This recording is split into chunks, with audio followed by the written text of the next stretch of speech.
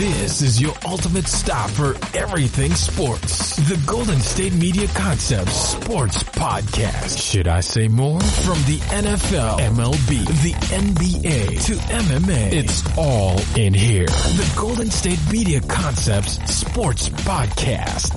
Listen now.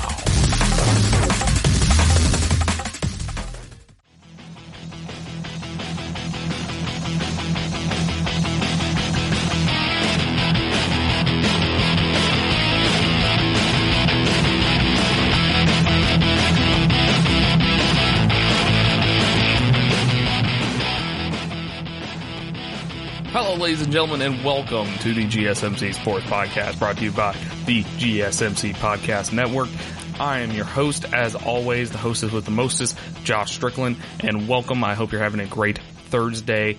So I'm just going to let you all know that next couple episodes are going to be very football heavy because we got a big football weekend this week. We got the NFL playoffs, of course, the divisional round with the Minnesota Vikings for San Francisco Giants. Then you got Tennessee and the Fighting Lamar Jacksons, the Baltimore Ravens. Then we have an exciting matchup between young quarterbacks between Houston and Kansas City. And then, of course, we have Seattle versus Green Bay to end everything Sunday night. And then Monday, we have the college football national championship game between LSU and Clemson. And I'm pretty much, so the Sunday show is pretty much going to be dedicated to the national championship. At least half of it's going to be. I'm going to go very in depth on what makes Clemson good, what makes LSU good, what each team needs to look for during the games, and then of course give my prediction. So I'm going to go pretty in depth on the college football national championship. And this episode we're going to preview the NFL playoff games. And we're also going to talk about the new head coaches that just got hired in the NFL. And then, of course, we're going to talk about players going into the draft, and then some other things. So let's kick it off. Let's kick it off with the Minnesota Vikings versus San Francisco 49ers. They're playing at 4:35 p.m. Eastern Standard Time. They're playing at Levi Stadium in Santa Clara, and it's the first divisional round game. So, the big thing everybody's going to be looking at is Kirk Cousins. Of course, I mean, you would think after winning last week that Kirk Cousins would kind of fend off the haters a little bit there, but I mean, it's still going to be there. So you got Kirk Cousins versus Garoppolo. I think this is Garoppolo's first playoff game, not positive. They're very similar. Garoppolo's got almost 4,000 passing yards. Kirk Cousins got like 3,600.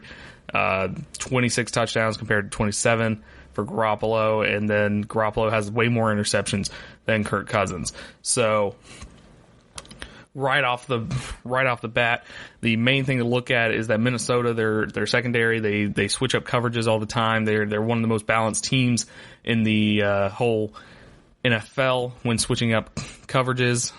They'll play cover one every once in a while. They'll play cover two. They mostly play cover two and cover three, but they do throw in cover one and quarters and cover six in there a little bit. So the main thing the Vikings need to do is just try to confuse Garoppolo, make him make mistakes, because those 13 interceptions, he's still a young guy. He's still kind of getting, he's still new to the whole playoff thing. So you got to make Garoppolo make mistakes. The Vikings also need to rely on Dalvin Cook a little bit more. Kirk Cousins, he made fantastic throws against the Saints, but the 49ers defense, I believe, is better than the Saints defense. So Kirk Cousins is going to have to ball out again, but also Dalvin Cook needs to ball out. Stephon Diggs needs to have a big day as well. For the 49ers, like I said, Garoppolo needs to minimize mistakes, not throw too many interceptions, because interceptions might bite them in the ass. And then, of course, you have George Kittle, who is the best tight end in the league, in my opinion. He is a force to be reckoned with. He cannot be stopped. So the Vikings, they need to stop. Like I said, the Vikings need to confuse Garoppolo, and they need to stop Kittle. If they stop Kittle and still confuse Garoppolo, they have a high chance of getting a lot of interceptions and a high chance at winning this game, I feel like. So, looking at the injury report, there's nothing too crazy. Mackenzie Alexander, cornerback for the Vikings, is out. But I'm pretty sure he's been out for a long time, so that's not that big of a deal. Adam Thielen's questionable. Stephon Diggs is also questionable. Jaron Kearse is also questionable, but I mean, questionable doesn't really mean anything in the NFL, in my opinion. They're probably going to play because it's the playoffs. So comparable matchups, and of course, just to preface this, playoffs are definitely different than regular season. So the 49ers, last time they played, 49ers played New Orleans Saints about a month ago, actually. And the game ended 48-46. And of course, the Vikings won 26-20 in overtime against the Saints last week. So, of course, there's a difference there. But if you could look at compare that, the Vikings did a really good job at stopping Drew Brees, as the 49ers did not. But I still think the spread's at 7 for San Francisco. I think the 49ers has a very good chance at covering the spread here. I think this is going to be a double-digit kind of game. I think it's going to be like 24-10 or 24-13, something like that. I feel like the Vikings don't have the offensive power to beat the 49ers, and I also think the 49ers offense can minimize mistakes and get the ball to George Kittle and open up the run game a little bit for the 49ers. So there you go. I'm choosing 49ers. I went 2-2 last week, I believe. I got the Saints game wrong, and I got the Patriots Titans game wrong. But other than that, I think I was 2-2. So I'll try to keep track of that so y'all can understand how good/bad I am at predicting things. So we'll move on to the next game. We got the Tennessee Titans versus the Baltimore Ravens. This is at 8:15 Eastern Standard Time. It is at M&T Bank Stadium in Baltimore. This is, of course, Lamar Jackson and Mark Ingram and that whole bunch, and also the Baltimore defense facing off against Ryan Tannehill, Derrick Henry of the Tennessee Titans, who had the biggest upset in playoff history, according to some people, which I don't think it's that big of an upset, but it's definitely not as big as the Seahawks-Saints game with Beastquake long time ago. But so everybody's going to be looking at Ryan Tannehill. Ryan Tannehill had less than 100 passing yards against the Patriots, who the Patriots have a better defense than the Ravens. However, the Ravens still have a pretty good defense. So I don't expect Ryan Tannehill to do much again, but here's the difference, though. I don't think the Titans can rely on Derrick Henry to carry them like they did against the Patriots. I think the Ravens will contain Derrick Henry a lot better than the Patriots did, and that's the major key for the Ravens. I feel like if they stop Derrick Henry and force Ryan Tannehill to have to make these throws, which he can make those throws, but I mean, it's Ryan Tannehill. We have years of tape on him from the Dolphins. And I've always said that all he needs is like a coach change, or he needs to get out of Miami. And look, he's playing great. And however, I think the Ravens are going to be too much for him. He's going to make mistakes. Ryan Tannehill doesn't make that many mistakes. He only has 6 interceptions, but he's going to make a mistake. He's probably going to throw at least 1 interception in this game, and the Ravens are going to shut down Derrick Henry. They're going to force Ryan Tannehill to pass, I feel like. So then on the other side, Titans, they need to contain Lamar Jackson. Lamar Jackson has a lot of yards. He has over 3,000 yards passing, over 1,000 yards rushing. He's got 36 touchdowns passing, 7 touchdowns rushing.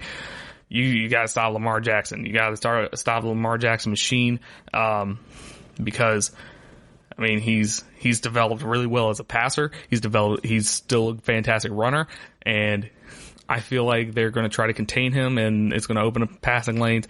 It's kind of hard to prepare against Lamar Jackson, especially because the Titans haven't played the Ravens at all this year, and it's going to be kind of hard to prepare for him because I don't think the Titans have a player that is anything like Lamar Jackson. So the spread is 9.5 for Baltimore. I believe they're going to cover.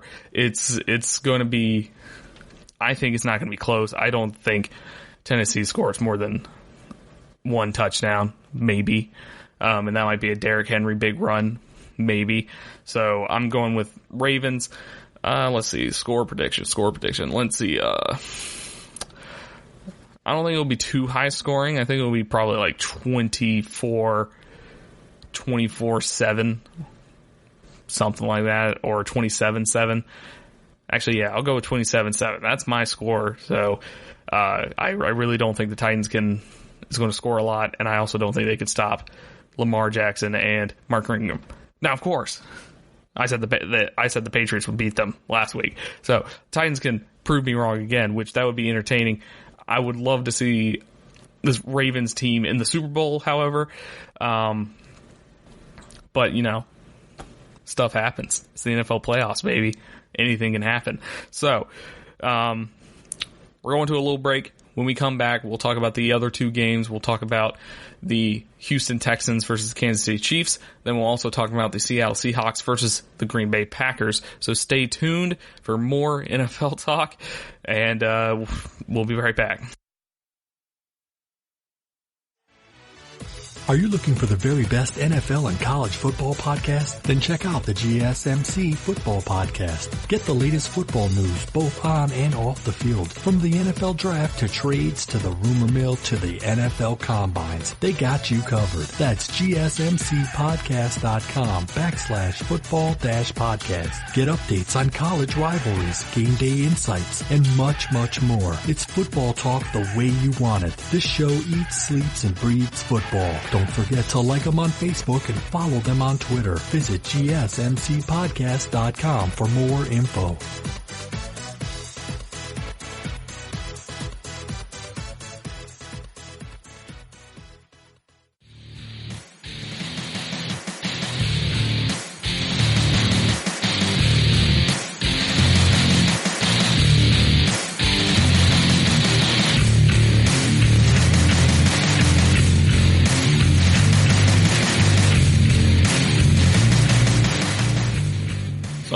Sunday. So we will be talking about these Sunday games now.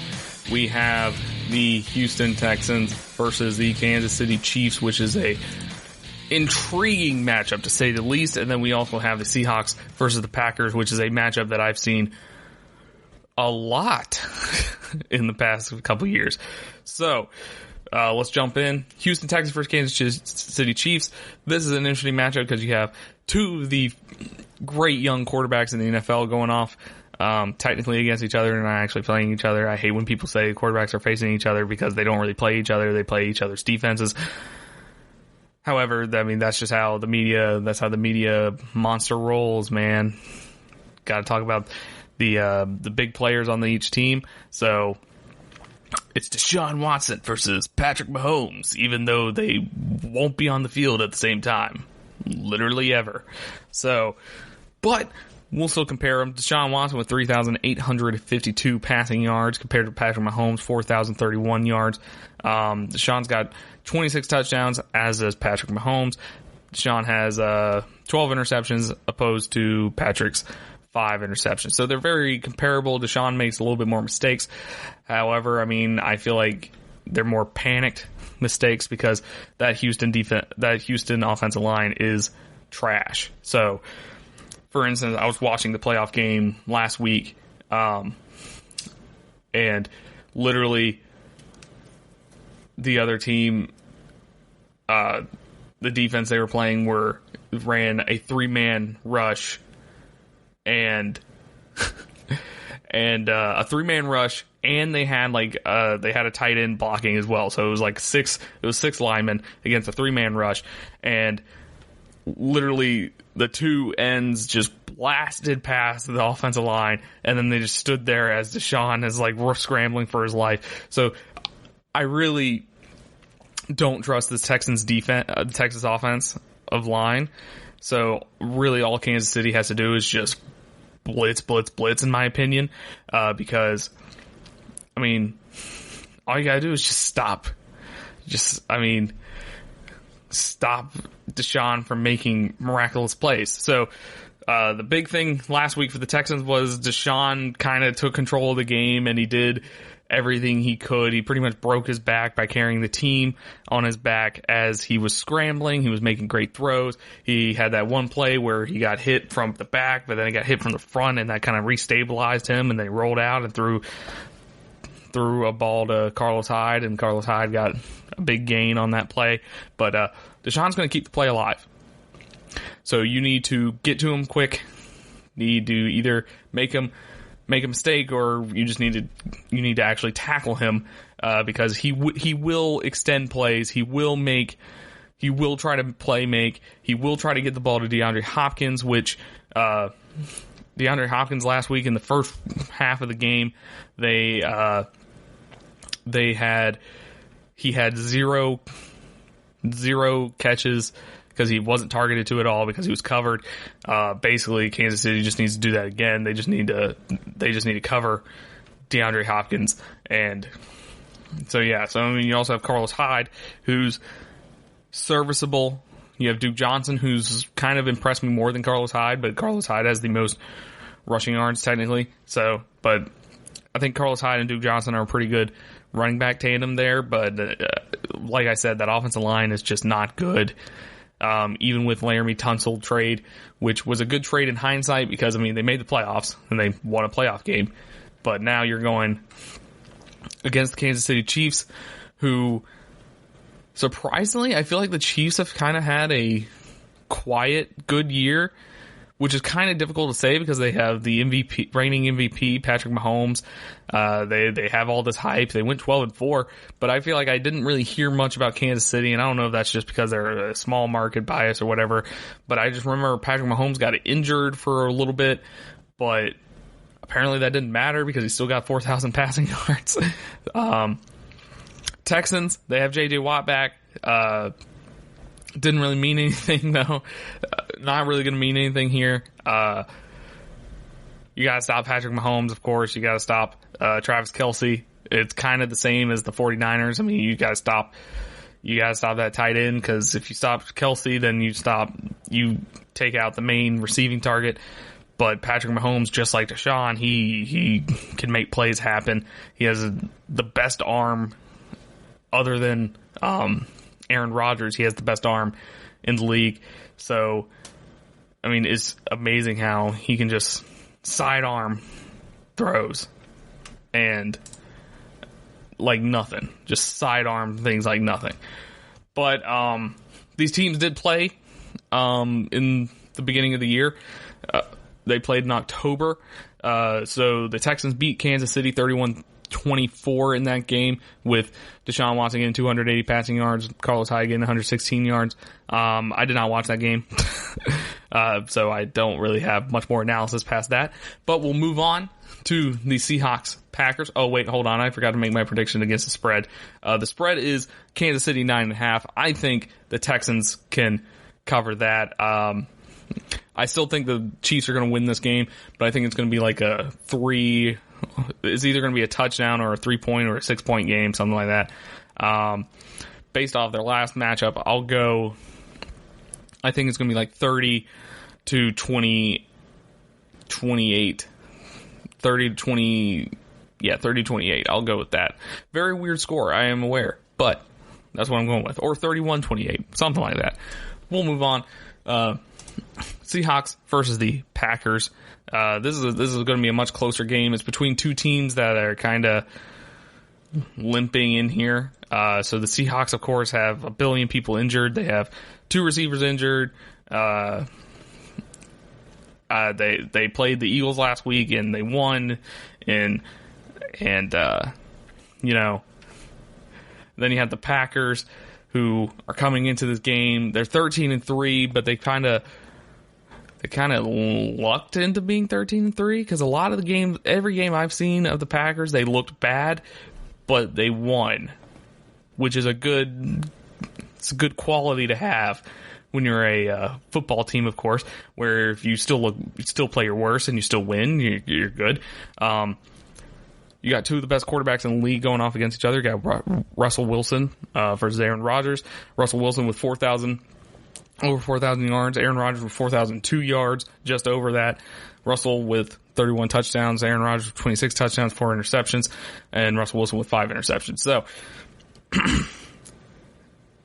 all eyes are on Green Bay's defense because Russell Wilson, that offensive line, it's very similar to the Texans, actually.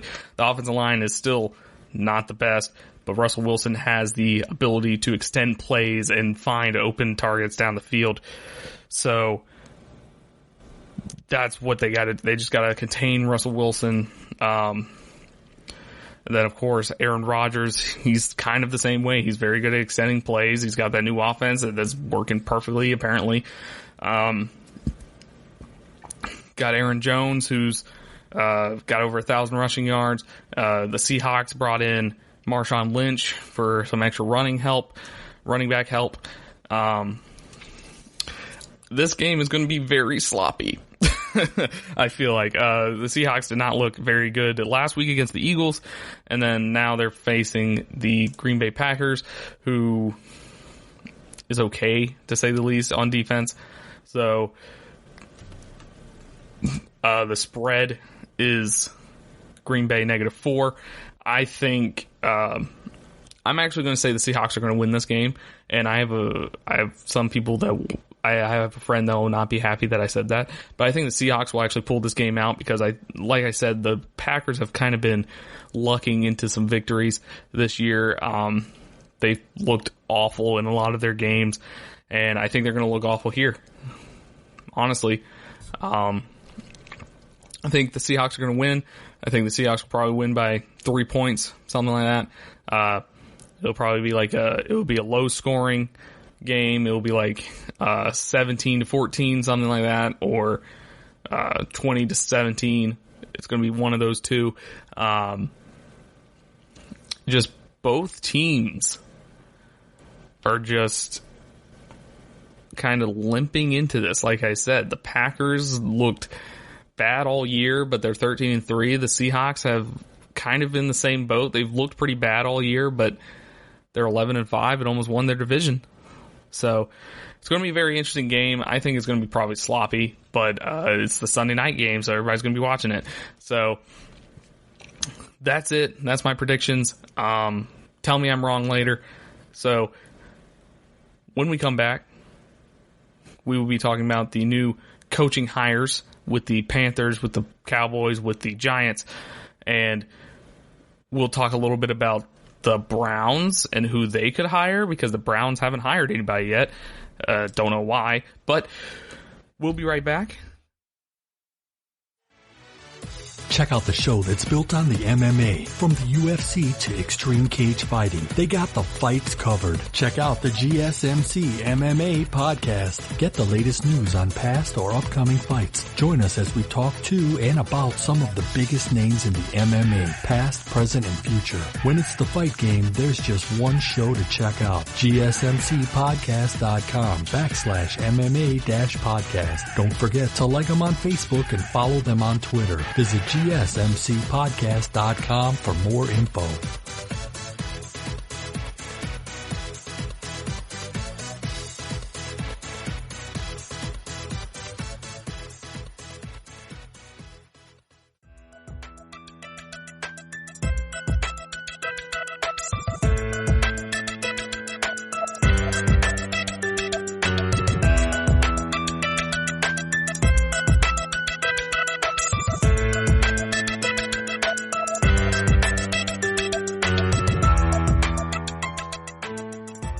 Hey guys, we're still talking about the NFL here. So, some big hires have been made in the past couple of days. The Panthers hired their new guy, Matt Rule.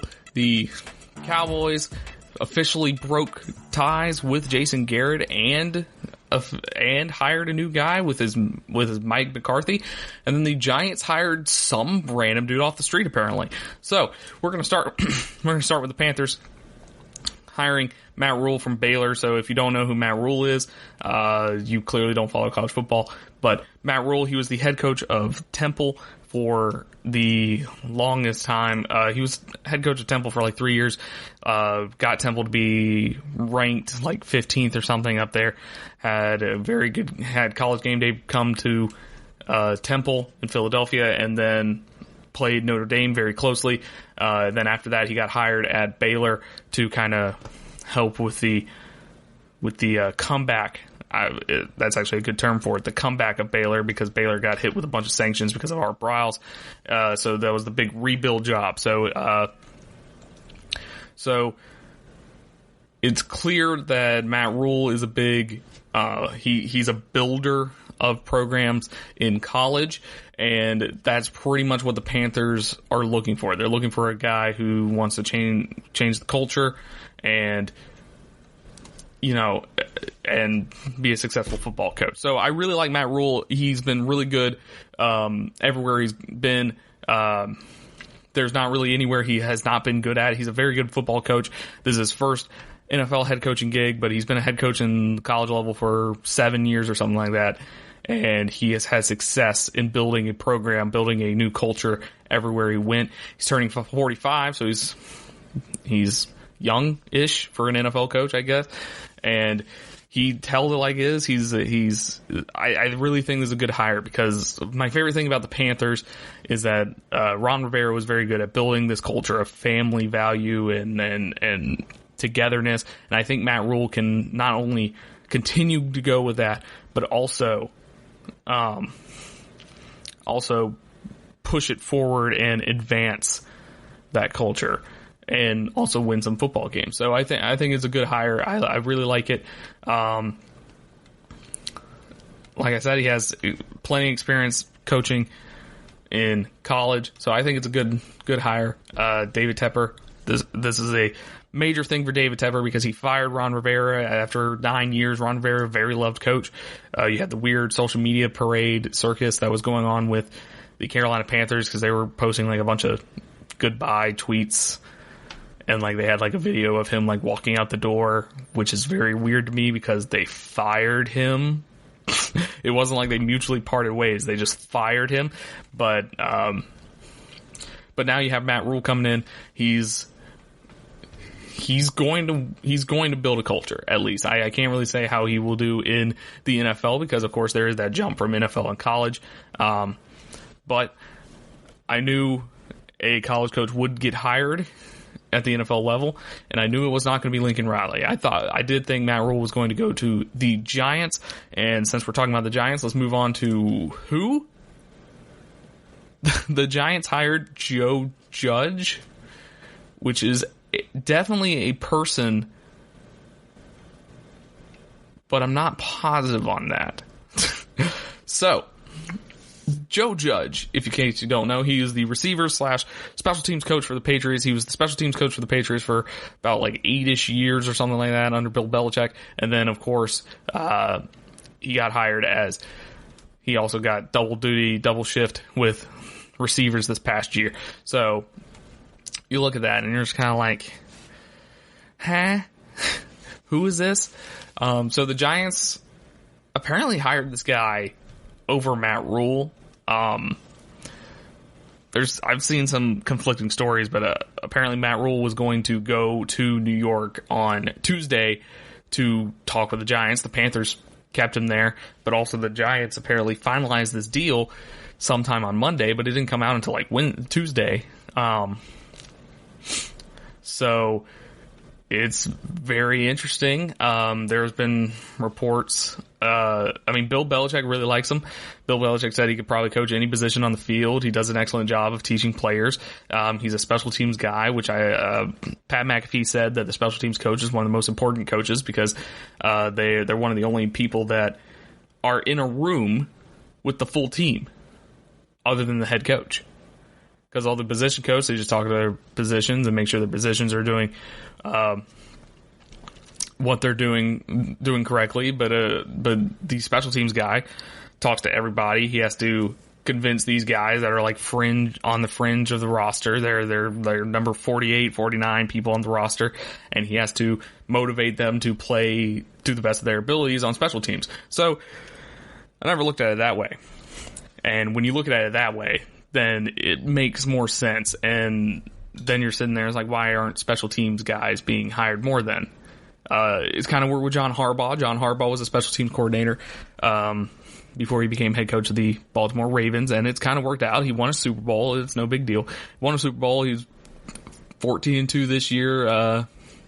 Real players guy. All the players love him. So maybe this is the way to go. Maybe. I mean, Joe Judge has coached under Bill Belichick and Nick Saban. And they both liked him. They both liked him very much. So, I mean, of course, everybody's going to think this is a weird decision because who is he? I mean, compared to all the, I'm just happy they didn't hire Jason Garrett because that would just been hilarious. I mean, I don't really care about the Giants. I don't really care about the whole New York market in general. I think, here's my hot take for the day. I think playing, working, coaching, whatever in the New York market is probably the worst because you're just constantly attacked no matter what. And I don't understand how some players can do it. Anytime there's a big free agent, everybody mentions the New York teams because New York, everybody wants to be in the New York market. Why would you want to be in the New York market? Which is why. But anyways, we'll move on. The Dallas Cowboys hired Mike McCarthy, former Green Bay Packers head coach Mike McCarthy, and the Cowboys saga here it was very interesting because Jerry Jones and Jason Garrett apparently had plenty meetings that were only an hour long, and nobody knew what to make of them after each meeting was ended. I've seen some funny things about Jason Garrett and Jerry Jones are just meant to a match made in heaven or something like that. And I mean, Jerry Jones, you can't deny, really likes Jason Garrett. You can't deny. And because of that, it was hard. It was a hard decision for Jerry Jones to get rid of his boy. Got rid of his boy.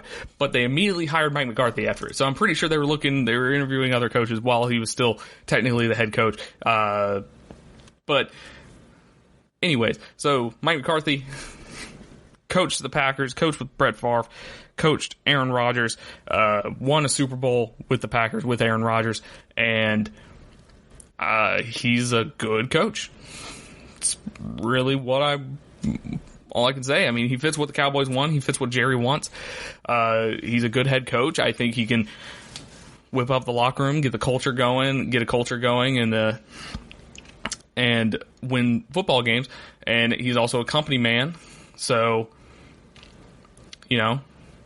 Cowboys like that, Jerry Jones like that, because Jerry wants to remain the top dog of the Dallas Cowboys. But McCarthy's won a Lombardi. He's been to the playoffs 10 times, 10 seasons or something like that. With Green Bay, he went to the playoffs almost every year. McCarthy is reportedly low maintenance. He won't ask for something. He won't steal the show at a press conference, so Jerry can, enjoy that. I mean, McCarthy's a good coach. He's a quarterback whisperer, which, I mean, when two of the quarterbacks you've had to deal with were two of the greatest quarterbacks of all time, greatest gunslingers of all time, your job's not very difficult, in my opinion. But, so I think McCarthy can help the Cowboys. I think the Cowboys won't be a meme anymore. That's my take. That's my take of this hire. I think the Cowboys are actually a legitimate threat now. Because with Jason Garrett, there's always the it's Jason Garrett coaching. So this offense is good enough for McCarthy to make it a powerhouse, pretty much. Dak Prescott's, if he gets paid, is good enough to.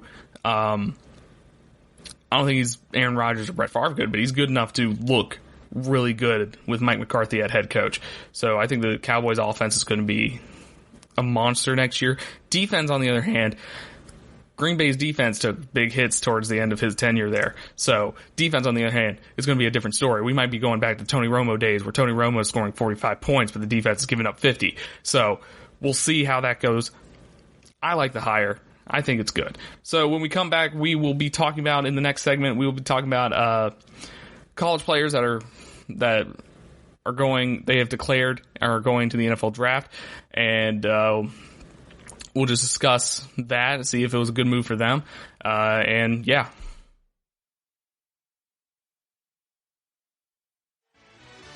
Are you looking for help for your fantasy football team? Check out the GSMC Fantasy Football Podcast. Get today's best advice on who to start, who to sit, even who you should draft. From sleeper picks to red hot lineups, they got it all covered for you. That's GSMCpodcast.com/fantasy-football-podcast. We'll cover traditional leagues, dynasty, PPR, even IDP leagues. When you need fantasy help, there's just one show to hit up. Don't forget to like them on Facebook and follow them on Twitter. Visit GSMCpodcast.com for more info.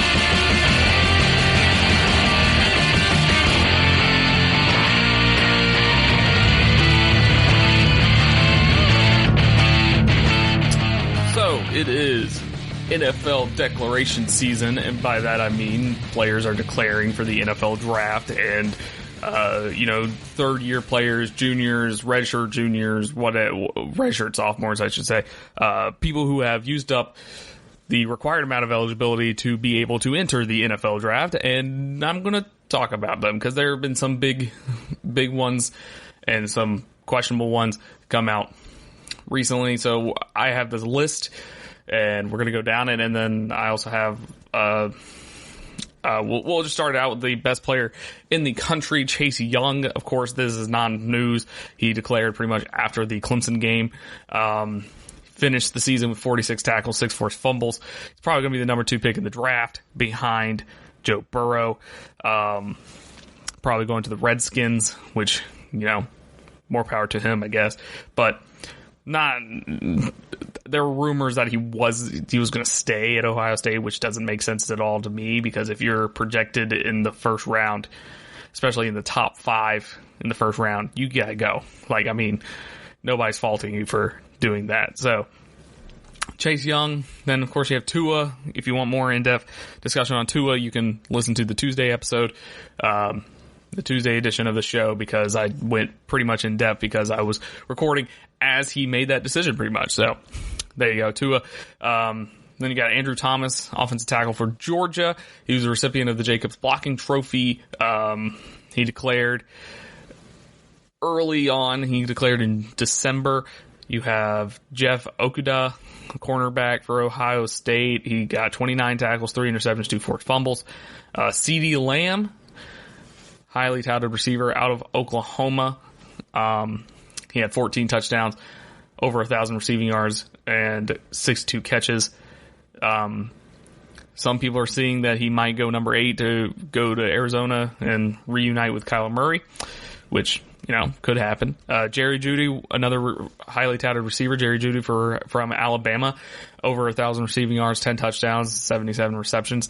Some people have said he is the most complete receiver they've ever seen come out of college. He's really good at route runner. He's fast. He's strong. He's good vertical, and he can go up and catch balls. He can run past people. He can technique you to death. He's a versatile playmaker. So Jerry Jeudy is one to look at. DeAndre Swift, from running back for Georgia. Kind of a disappointing year for him, but he still racked up over 1,000 rushing yards, 7 touchdowns, and an average of 6.2 yards per carry. Then you have another running back, J.K. Dobbins, who was the best running back in the country, with 2,003 rushing yards and 21 rushing touchdowns. So both the 21 rushing touchdowns and the yards, both third best in college football, but all the hype and playing for Ohio State and stuff, some people say he's the best running back on the board. I disagree. It might be Jonathan Taylor. It might be Travis Etienne if he declares. We just don't know yet. Then you have Henry Huggs III, wide receiver at Alabama. Another Alabama receiver. He had 746 receiving yards, 7 touchdowns, 75 rushing yards. This one is, it's not surprising, but it's not expected, I should say. he's a very good receiver, but I feel like he's kind of overshadowed by Jerry Jeudy, so he might not get as good of a grade as he wanted, but there he is. And then you have C.J. Henderson, cornerback for Florida, finished the season with 26 tackles. He was one of the most reliable cornerbacks in college football, played for Florida, and he also declared. So here are the big ones. Jake Fromm, he recently announced that he is foregoing his senior season and declaring for the NFL draft. If you don't know who Jake Fromm is, he is the quarterback of the Georgia Bulldogs. He has been the quarterback since his freshman year in 2017. He pretty much forced Justin Fields to transfer to Ohio State. He forced whoever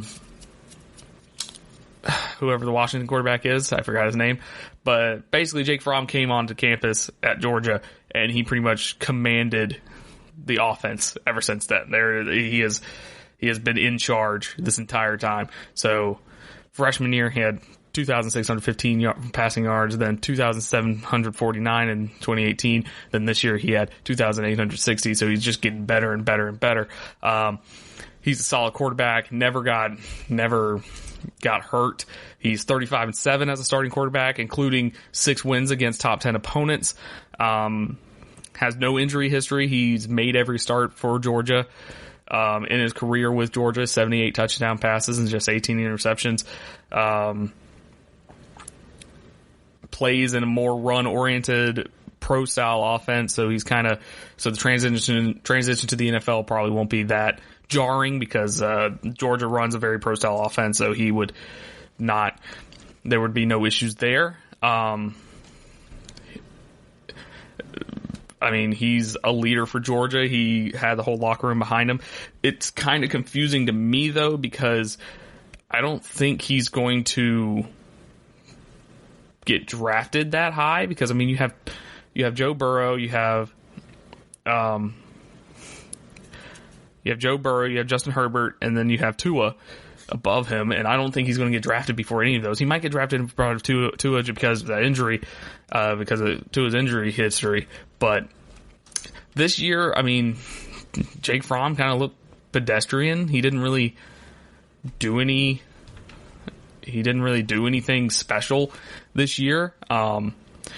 He led the team to a national championship, and he looked great that first year. But this past year, that Georgia offense was just stagnant. And I don't know if that was a coaching standpoint or that was Fromm himself. But, Fromm could have been better this year, could have been a lot better, and he just wasn't. So it's very interesting. I feel like he probably could have done well with another year, but he got his draft grade. I don't know what it was.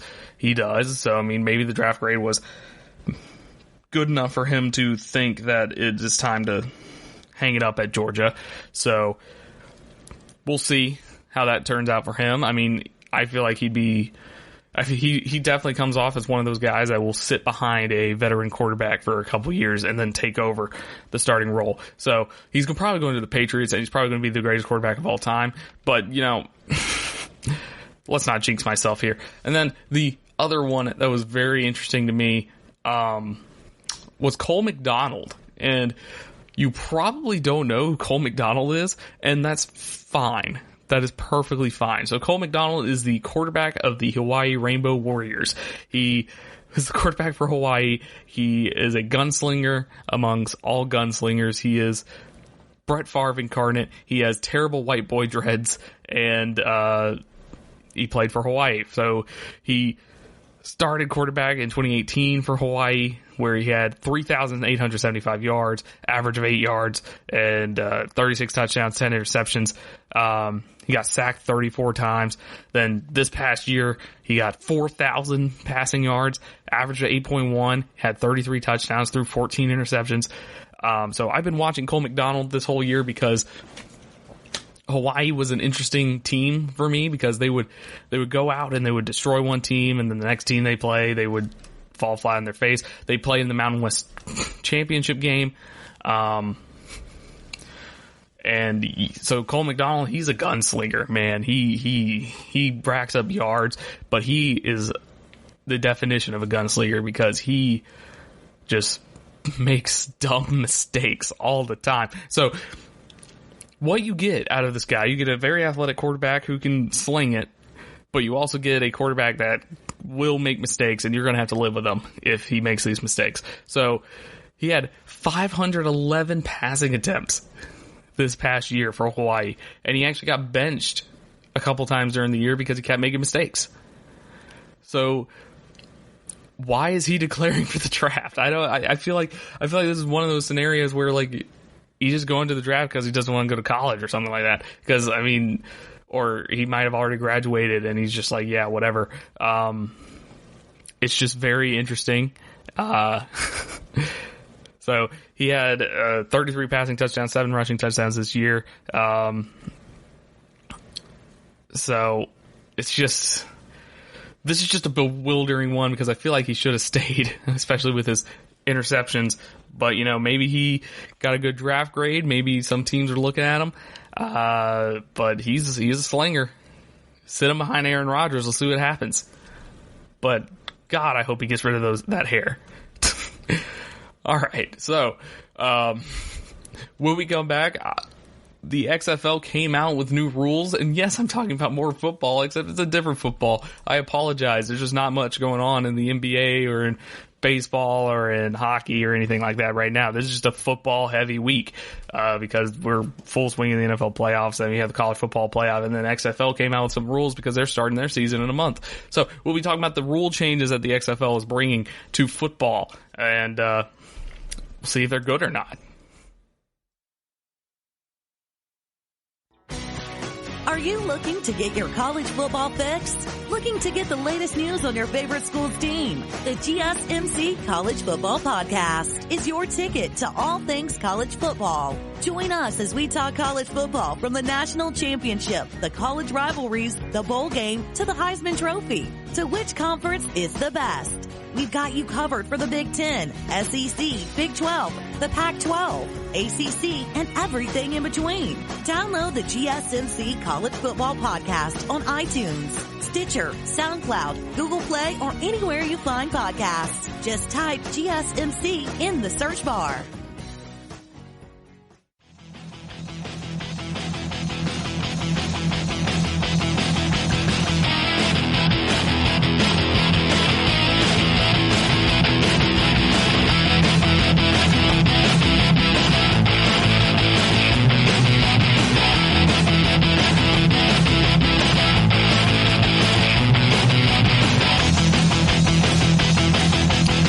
XFL is back and is better than ever, I suppose. I mean, they have a better logo. They're not going to, it was never the Extreme Football League, in case you're wondering, but they're not going to be the way that the old league was. They're not going to have cameras in the cheerleaders' locker room. They're not going to have good old JR commentating games. They're not going to have Jesse Ventura commentating games. They're not going to have The Rock in midfield for no reason. It seems like they're trying to create a regular football league, which is apparent because they hired Oliver Luck, Andrew Luck's father, to be the president of the XFL, and it seems they were trying to be extremely legitimate this time around, which the old XFL was pretty amazing when it came to innovations in broadcasting and some rule changes. So it was innovative in broadcasting because you had the Skycam, and it was the first time that they interviewed coaches on the field or something like that. They interviewed people during games, which was weird. They had the game on the big screen. They had like interviews and stuff on the big screen during the game. So a lot of innovations happened with the original XFL. So the AAF last year implemented some rules that the NFL could take, such as the Sky Ref, the good old Sky Ref. Please, Sky Ref, bless us all. So you had the Sky Ref, and then you had different rules that I can't think of at the moment. But so here, I'm on the XFL's website. We're going to go through the different rule changes that they are going to implement here. So first off, we're starting with kickoffs. So the kicker will kick from the 25-yard line, must kick the ball in the air and in play between the opponent's 20-yard line and the end zone. So out of bounds kicks and kicks that fall short of the 20-yard line will result in a legal procedure penalty, taking the ball all the way to the kicking team's 45. Good Lord. That is... So basically, if you kick it on like the 21, that's a penalty, and the other team gets on the 45, which that's kind of insane. But, I mean, they're trying to get returns, kickoff returns, a bigger thing, so you can't... So, yeah, players can move when the ball is touched by the returner or 3 seconds after the ball touches the ground.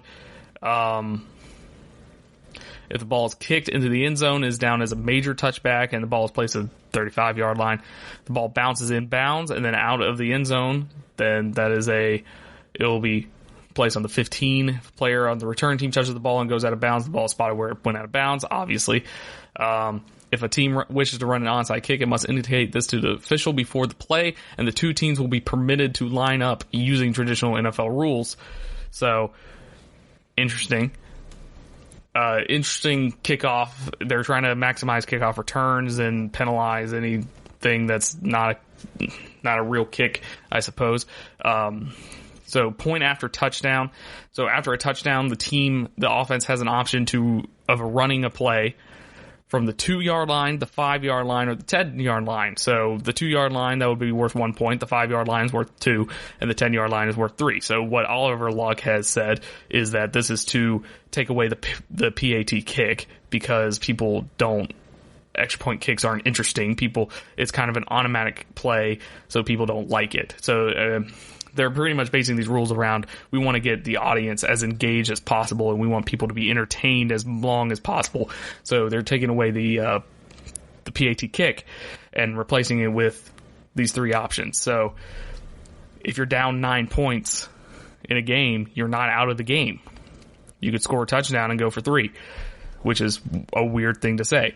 It's going to take a little time for me to get used to that. But, I mean, that's a pretty basic rule that I think is interesting. So punting, the punt team cannot release past the line of scrimmage until the ball is kicked, which means you can't, as soon as the ball is snapped, you can't just blitz down the field and try to get to the returner as fast as possible. Gunners must line up at the line of scrimmage and are permitted to move laterally once the ball is snapped until it is kicked. That could be interesting strategically. Defenders over the gunner cannot cross the line of scrimmage until the ball is kicked. If the ball goes out of bounds inside the 35-yard line, it's a major touchback, goes back to 35. If the ball lands in the opponent's end zone, it's called a major touchback. The ball goes to 35, and fair catches are permitted, though incentivized. So the reason they have this is because fans don't think coffin corner punts are entertaining, apparently. I don't know about you, but I get extremely hyped when there's a really good punt down on the 1-yard line. So I kind of disagree with this one. I think coffin corner punts are fantastic, but we'll see about that. So another interesting rule, the double forward pass. So if a team completes a forward pass behind the line of scrimmage, that team may throw a second forward pass. So basically, the way double passes work now is you have to throw it behind you because then it's technically a lateral. This, you could throw it in front of you as long as it's still behind the line of scrimmage, and then the other player can then throw it. Once the pass line of scrimmage, no passes are permitted. Now, this seems like a major change, but now that I think about it, I don't really see this being used that often because, I mean, when you do a double pass in the NFL or something like that, you're throwing behind the line of scrimmage. I just don't see many scenarios where you're throwing forward, but you're still behind the line of scrimmage, and that leads to, I mean, you could, like, throw a screen. Actually, yeah, you could throw a screen to the receiver, and the receiver can just kind of like flea flicker it back to the quarterback and then throw another one. But I don't know if you have enough time to pull that off. So, I mean, interesting idea, but it doesn't really do anything, so, in my opinion. So, overtime rule. Overtime has been a big subject in the NFL. I personally believe college has it all figured out. But overtime shall consist of 5 rounds staged in alternating single-play possessions, as is customary in NHL shootouts or penalty kicks in soccer. A round will consist of 1 offensive play per team. Each possession starts at the opponent's 5-yard line, and the offensive team has 1 play to score. So that's interesting. So they're kind of going for a shootout penalty kick style overtime, which is interesting. I like it. It'll be entertaining, and it'll kind of make the game it'll make overtime go really fast, and it's still kind of intense. That's an interesting rule. I do kind of like that rule, but yeah.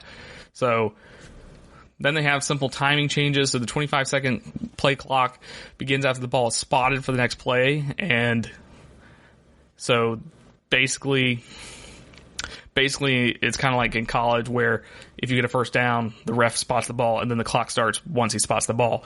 So it's kind of like that except every play, which is interesting.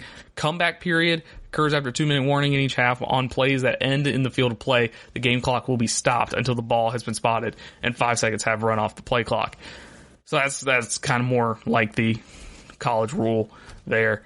Running game clock outside the last 2 minutes of each half. The game clock will run after incompletions and out of bounds play. Interesting. So they're basically running with a running clock until. That's intramural football rules, in case you were wondering. The clock just keeps going until you get within the last 2 minutes or so. So that's interesting. Timeouts. Each team will have 2 1-minute timeouts per half, which okay. Replay rulings. XFL will have no coaches challenges. All plays will be subject to review. Replay official who will be stationed in a booth above the field. Reviewable plays are limited to plays involving possession, plays involving touching of either the ball or the ground, plays governed by the goal line, plays governed by boundary lines, plays governed by the line of scrimmage, plays governed by the line to gain, number of players on the field at the snap, game administration. So they're kind of rehauling the whole replay system that the NFL has and pretty much making every single play reviewable. So that's interesting. So they want to get the play right. As it says right here, is the utmost importance to the XFL, and our goal is to provide quality reviews at the right times and in a timely fashion. So then we have common sense rules. This is what the website says. I haven't read them yet. So to catch a ball, player needs secure control of the live ball in flight before the ball touches the ground, touches the ground in bounds with any part of his body, and then maintains the control of the ball long enough to enable him to perform an act common to the game, a football move, if you will. So they're going the college rule where you can get 1 foot in the ground and it's a complete pass. Dedicated ball spotting official. There will be a dedicated ball spotting official who will solely be responsible for quickly spotting the ball and getting a new ball after each play. So basically a manager during football practice. Coach to player communication. Goal is to select offensive players to have coach to player helmet receiver. Coach to player system will allow a member of the coaching staff in the bench area or the coach's booth to communicate to a player through a speaker in his helmet, which is already happening in the NFL, as the quarterbacks usually have a radio in their helmet. And then simplified illegal man downfield. No ineligible players shall be or have been more than 3 yards beyond the line of scrimmage until a passer throws a legal forward pass and crosses the line of scrimmage. And then shorter halftime, 10-minute break for halftime. So that's nice. Coming up in our next to last segment, I will be talking about the best quarterbacks in the NBA.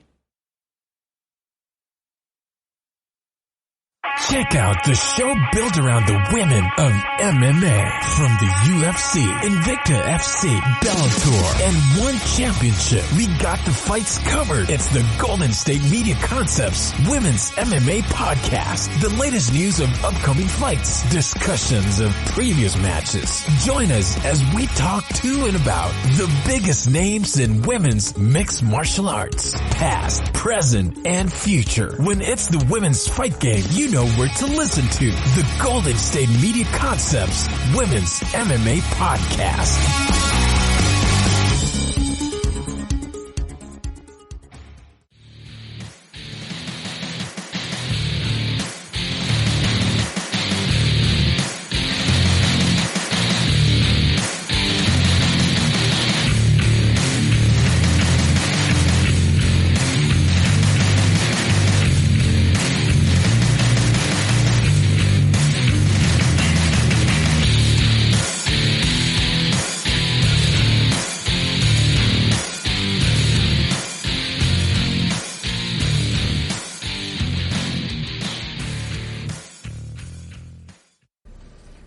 You must be wondering what the hell I'm talking about when I said best quarterbacks in the NBA. So, so I came across this article on The Athletic, and it's by John Hollinger, and it's Hollinger's NBA playmaker tiers, ranking the league's top quarterbacks. So I was wondering, like, what does that mean? What does that mean? So, basically,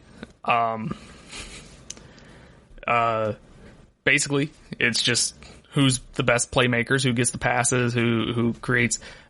So the way he defines it is one player on each team who, especially in crunch time, is likely to take on the lion's share of the offensive responsibility. Despite several awesome bigs in this league, they are largely absent from this particular discussion.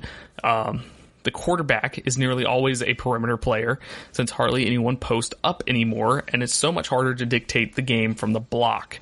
So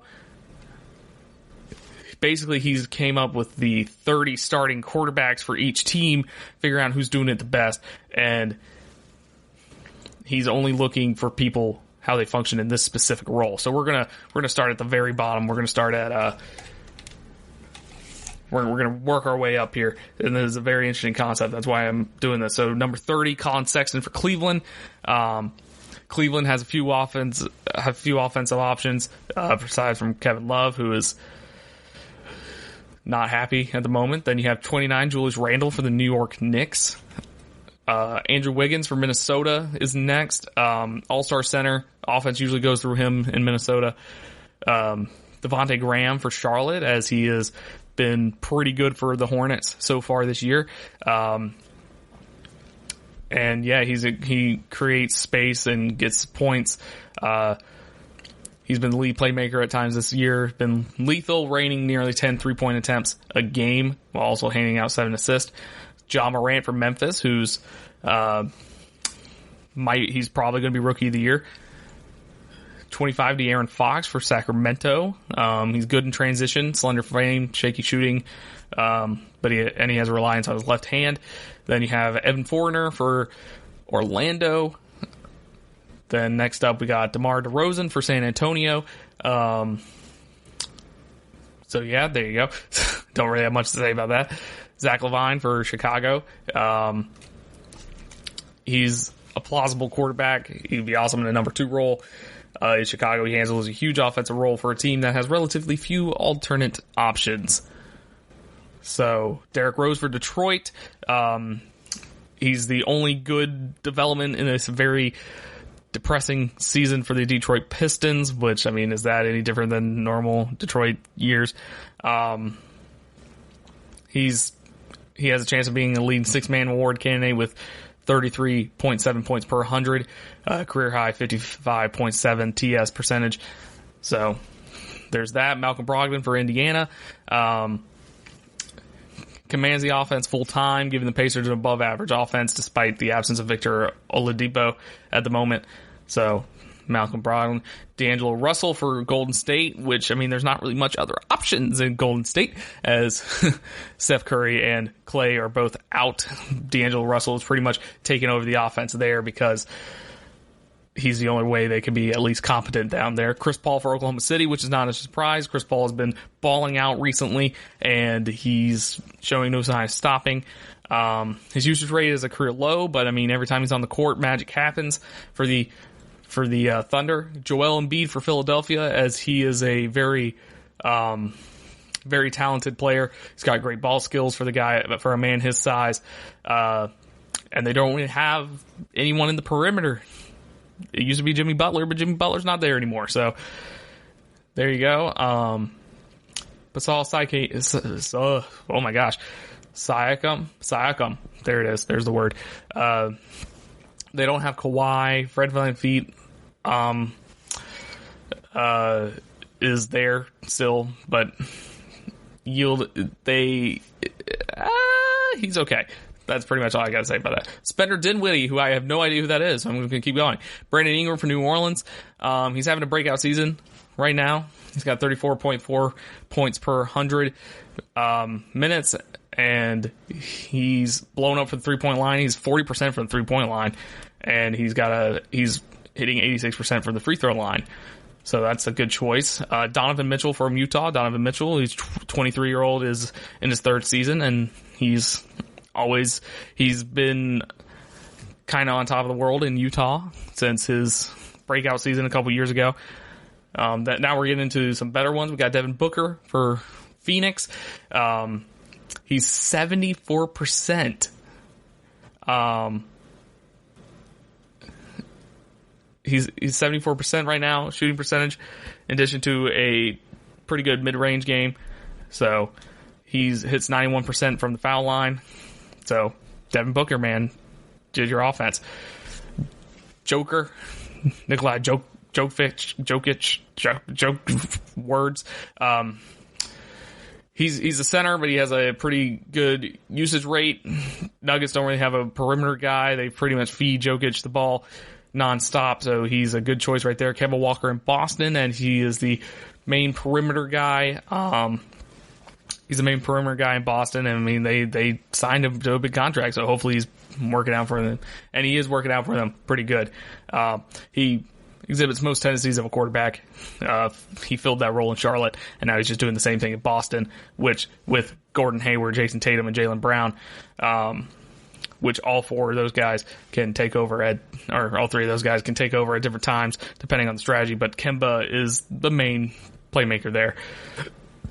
So Trae Young in Atlanta. Atlanta doesn't really have much going on right now, but Trae Young has been fantastic so far this year, as long as he keeps injuries away. So Trae Young. So Bradley Beal for Washington. His usage rate has gone up every year. His 3-point percentage keeps going down, but he benefits less from an open catch and shoots generated by teammates. Has more to do with the lifting. So he does more of the lifting himself. John Wall's injured, so he's the unquestionable quarterback of the Washington Wizards, and he's been doing pretty good.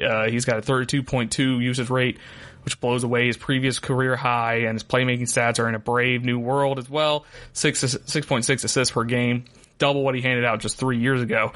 So he's not only getting better, but he's also the main guy at the moment because John Wall is injured. Jimmy Butler in Miami, that's not a shocker there.